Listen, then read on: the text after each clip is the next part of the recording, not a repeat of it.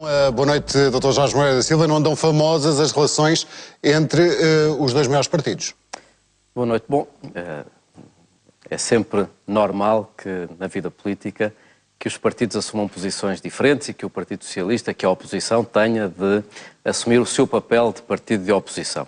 E o papel do PSD não é condicionar, nem o Governo, condicionar o Partido Socialista e impedir que faça o seu trabalho de alternativa. Mas não deixa de causar uma certa perplexidade que o Partido Socialista esteja a optar por esta linha fácil, inebriando-se novamente com respostas fáceis num momento muito difícil, isto é, esperava-se que o Partido Socialista, não querendo coartar a sua capacidade de alternativa, nem impedir que seja oposição, mas esperava-se que o Partido Socialista fizesse duas coisas essenciais. Assinasse de cruz as propostas do PS? De modo algum, mas que assumisse um papel responsável no contexto interno, desde logo aceitando que fosse levado à prática aquilo que o próprio Partido Socialista negociou com a Troika e do qual é autor, mas também que não desse sinais errados para o exterior.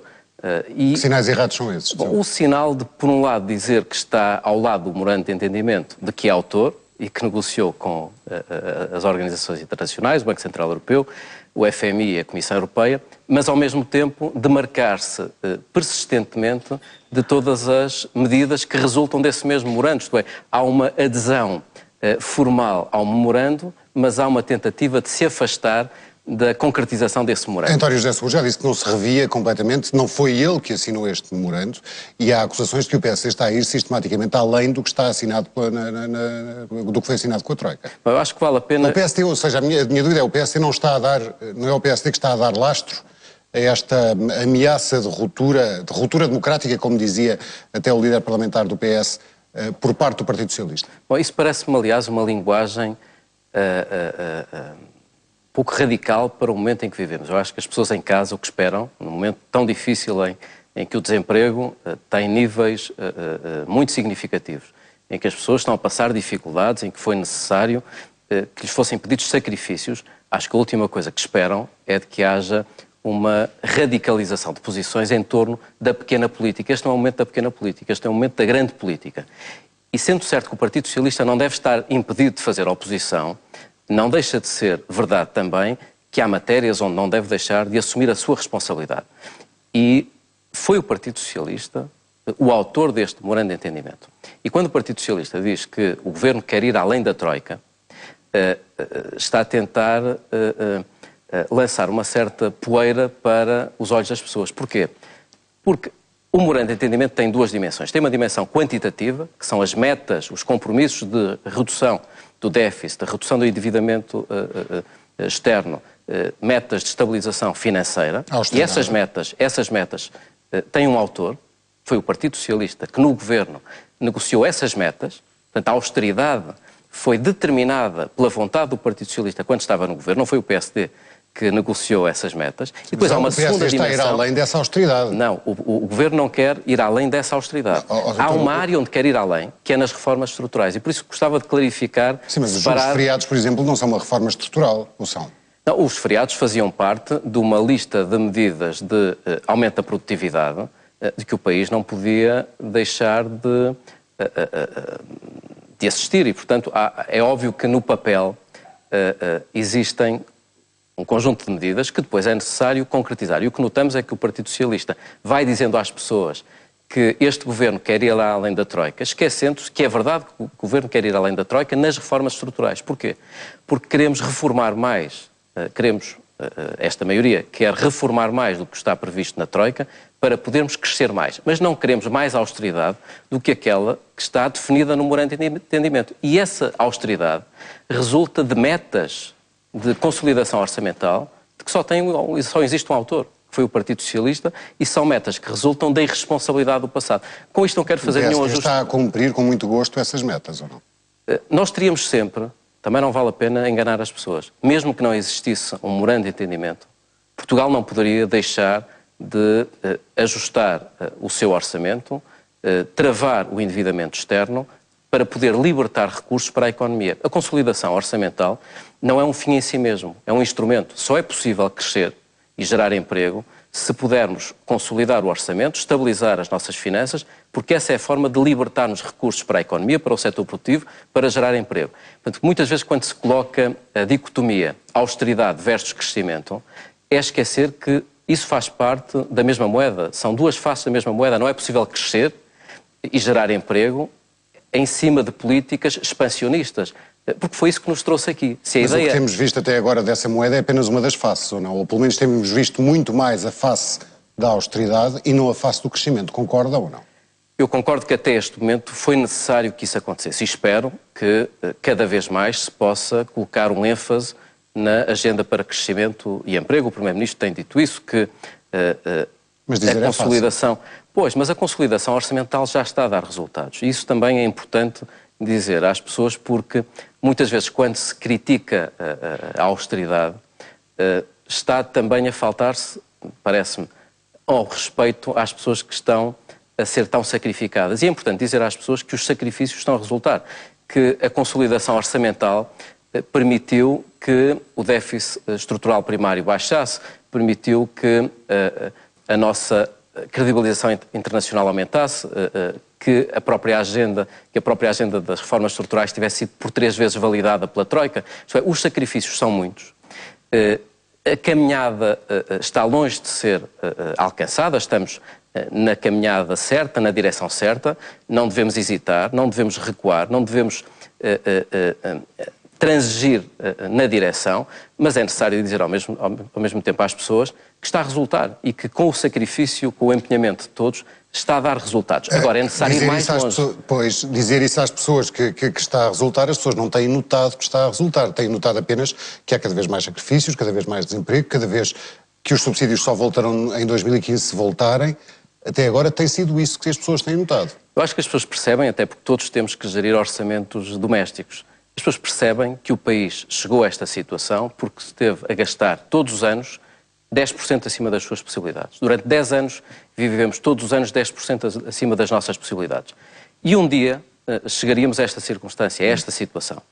E as pessoas sabem que é importante crescer, que é necessário oferecer um horizonte de esperança, que é necessário dizermos às pessoas que queremos até ao final da legislatura que Portugal seja um país mais solidário, mais inclusivo, mais inteligente, mais competitivo, mais próspero, mas também as pessoas têm noção de que só poderemos chegar a esse desígnio se fizermos duas coisas. Se organizarmos as nossas contas e se, por outro lado, fizermos as reformas estruturais que são necessárias para podermos crescer. O senhor estava a dizer há bocado que era preciso ir mais longe. É preciso ir mais longe onde? Nas reformas estruturais é necessário que na austeridade se cumpra aquilo que está previsto com o memorando de entendimento, mas é necessário que nas reformas estruturais se possa ir até além das reformas que estão previstas, porque Portugal deve encontrar nas reformas a sua alavanca do crescimento. Dizendo de outra forma, não é por falta de dinheiro que Portugal não tem desequilíbrios estruturais graves. Repare, nos últimos anos o dinheiro não foi caro, Portugal conseguiu endividar-se a bom preço no exterior e não houve falta de financiamento. O governo anterior usou, aliás, esse acesso ao financiamento para nos endividar e para atirar dinheiro para cima de tudo. Repara o que é que aconteceu. Apesar disso, os problemas estruturais persistem. Nós somos o país da União Europeia com a maior taxa de abandono escolar, somos o país da União Europeia com maiores desigualdades sociais, somos um país da União Europeia que tem uma das mais elevadas intensidades energéticas no PIB, que tem uma dependência energética do exterior muito elevada, que tem uma baixa taxa de produtividade. Não foi a falta de dinheiro que nos trouxe a estes problemas estruturais. Portanto, é necessário separarmos aquilo que é financiamento à economia, que é importante, daquilo que é o aumento, o alargamento do Estado. E nós chegamos a esta situação porque o governo anterior optou por querer transformar no Estado uma organização que não está ao serviço das pessoas. São as pessoas que estão ao serviço do Estado. Certo, mas passados 10 meses, se não estou em erro, 10 meses deste governo, continuamos, obviamente que do ponto de vista do PSD haverá culpas no governo anterior, apesar de no início Pedro Passos Coelho não querer usar esse tipo de retórica. Mas o que nós temos visto também, digamos, concorda, tem havido cortes nos benefícios dos portugueses, mexidas, as tais reformas estruturais na Segurança Social, por exemplo, mas Não se vê esses sacrifícios, por exemplo, nas rendas das energias. Esse é um nas bom rendas pagas pelo Estado. Esse é um bom exemplo. Foi prometido, não se vê ainda nada. Claro, esse é um bom exemplo de uma área onde estamos a olhar para a árvore, muitas vezes, e não para a floresta. Durante os últimos 10 anos, 10 meses, as pessoas têm-se concentrado nas rendas da energia. E sobre isso não há dúvida alguma de que este Governo está, aliás, no seu programa de Governo, está no memorando de entendimento, o Governo está empenhado em rever os custos de interesse geral do sistema. Todos os custos de interesse geral do sistema, a cogeração, a garantia de potência, as rendas dos municípios, o próprio financiamento a algumas tipologias de energias renováveis, tudo faz parte de um projeto de alteração dos custos de interesse geral do sistema. Mas convém termos noção de que estamos a falar de 700, 800, 600 milhões de euros, quando o grande problema na área da energia é aquilo que todos nós pagamos nos nossos impostos, que são 10 mil milhões de euros de déficit na nossa balança comercial na área da energia, de importações de petróleo e de gás. E, portanto, convém que estejamos todos empenhados na eficiência do sistema, e a eficiência do sistema também passa pelo tal tema das rendas, mas convém termos noção de que a política energética é muito mais abrangente do que o tema das rendas, que é necessário a aposta na eficiência energética, que é necessário continuar a aposta nas energias renováveis, mas com uma maior incorporação de tecnologia nacional, que é importante um maior aprofundamento da política energética entre Portugal e Espanha, que é importante uma alteração fiscal. As rendas são uma parte da política energética. Mas podia-se começar por algum lado. Mas não podemos deixar de enviar as mensagens certas às pessoas. E a mensagem adequada na área da energia é dizer que esse tema das rendas é um tema que deve ser resolvido, e eu espero que seja resolvido no curto prazo, o Governo já disse que o fará, mas temos que enviar a mensagem certa aos portugueses. E a mensagem certa na área da energia é a seguinte: nós temos uma dependência energética do exterior que é uma das mais elevadas da Europa. Nós utilizamos mais os transportes por unidade de produto do que toda a média da União Europeia. Nós temos um problema sério na área da energia. Estes 10 mil milhões de euros de importações de petróleo e de gás traduzem metade do nosso problema de endividamento externo. Repare, a energia é metade do problema. Qual foi a conversa sobre energia nos últimos anos? Foi falar apenas de eletricidade, foi falar apenas de 20% do problema. E eu espero que esta discussão sobre as rendas não sirva para que nos afastemos do essencial, que é uma alteração radical da política energética, de maneira a não deitarmos pela janela, isto é, pela ineficiência energética, a aposta que temos feito nas energias renováveis. Voltando um bocadinho atrás, às relações com o Partido Socialista. Ainda hoje o Presidente da República disse que era fundamental fazer tudo, mas mesmo tudo, para salvaguardar o consenso existente até agora. O Sr. acha que é possível que num futuro próximo o Partido Socialista venha a afastar-se mais do Governo, a criar uma cisão, se quisermos, com o Governo?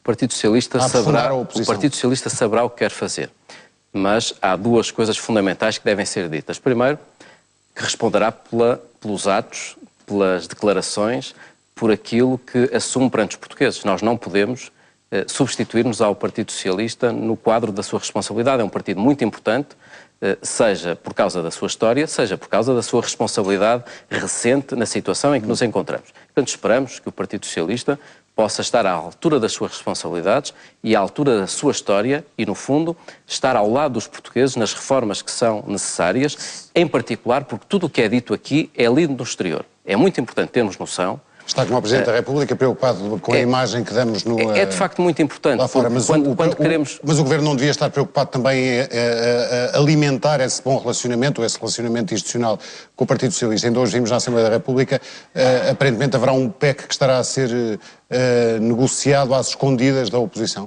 Paulo Magalhães, eu respondo a essa questão, mas deixe-me só, em relação ao tema da responsabilidade, completar o meu raciocínio. O que está a ser feito aqui, dito aqui, é lido no exterior. E quando Portugal diz que quer regressar aos mercados em setembro, convém termos noção, em setembro de 2013, convém termos noção de que o grande trunfo que Portugal tem oferecido ao exterior é, por um lado, a determinação do Governo em reformar as políticas públicas, mas também a circunstância de poder oferecer no exterior a imagem de que há um grande consenso na agenda de reformas estruturais. Portanto, o Partido Socialista deve ter noção de que esta linguagem radical de ruptura democrática que utilizou no 25 de Abril, a linguagem que hoje o secretário-geral do Partido Socialista utilizou no Parlamento, é uma linguagem que pode ser interessante para o dia seguinte, para uma manchete, pode ser interessante na pequena trica partidária, mas está muito longe da grande política e está muito longe da importância que deve ser dada ao compromisso em Portugal, que é muito lido também no exterior. Mas há uma segunda coisa que é importante dizer. O PSD e o Governo não é babysitter do Partido Socialista. Nós não nos podemos substituir ao escrutínio que o próprio Partido Socialista faça da sua ação. E, portanto, esperamos que o Partido Socialista não procure encontrar no país, e que o líder do Partido Socialista não procure encontrar no país uma forma de aumentar a sua determinação e a sua capacidade de liderança interna. Agora, a questão que me colocou sobre o tal PEC. Não há PEC algum, como o Primeiro-Ministro hoje explicou. Os países que estão sobre a intervenção... Chama-se outra coisa qualquer, não devia ser apresentado na Assembleia da República. E será apresentado na Assembleia da República. Portugal não tem a obrigação de apresentar um PEC na medida em que está sobre ajuda externa, mas tem de apresentar um documento de estratégia orçamental. Esse documento de estratégia orçamental será submetido ao Parlamento e o Parlamento vai fazer a sua análise e vai votar este documento. Todos os documentos que possam estar a ser partilhados e venham a ser partilhados no futuro próximo com a Comissão Europeia são documentos de natureza técnica. Nós sabemos bem a importância, nós, maioria, nós PSD, valorizamos muito a imagem externa que o Governo e que o país dá de si próprio. Nesse sentido, somos os principais interessados em que haja um documento aprovado no Parlamento e, de preferência, com uma ampla maioria. E esperamos que o Partido Socialista separe aquilo que é esta linguagem parlamentar que muitas vezes tem de utilizar nestes debates com o Primeiro-Ministro. O Tratado de Lisboa foi aprovado com uma abstenção violenta. É, isso é com isso que conta também em relação a este documento. Ora, esse é mais um tema que nos preocupou, causou uma certa perplexidade, mas eu insisto, o Partido Socialista assumirá as suas responsabilidades perante os portugueses. O que é que aconteceu sobre o Tratado Orçamental? Portugal aprovou um tratado orçamental, o Governo no Conselho Europeu aprovou um tratado orçamental, não é um tratado para crescimento e emprego, é um tratado para consolidar as contas públicas. Esse tratado teve o apoio de 25 dos 27 países. Este tratado foi submetido ao Parlamento para ratificação. Ora, o Partido Socialista tentou encontrar um pretexto para se separar desse tratado com uma ideia de renegociação do próprio tratado em torno de uma agenda para crescimento e emprego, com a qual nós concordamos.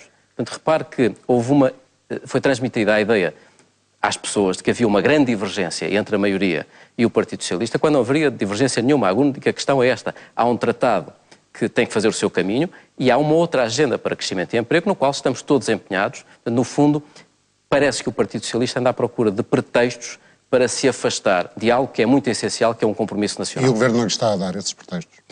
Bom, nós consideramos que o Governo tem feito tudo, e o Primeiro-Ministro em particular, para envolver o líder do Partido Socialista e o próprio Partido Socialista nesta agenda de reformas. Mas esperamos que o Partido Socialista não considere que este memorando de entendimento é apenas uma formalidade, em que bastou dizer que estava ao lado desse memorando de entendimento, que é um papel, e depois afastar-se da concretização prática de cada uma dessas medidas. Muito bem, Dr. Jorge Moreira da Silva, obrigado por ter aceitado o nosso convite. Muito obrigado.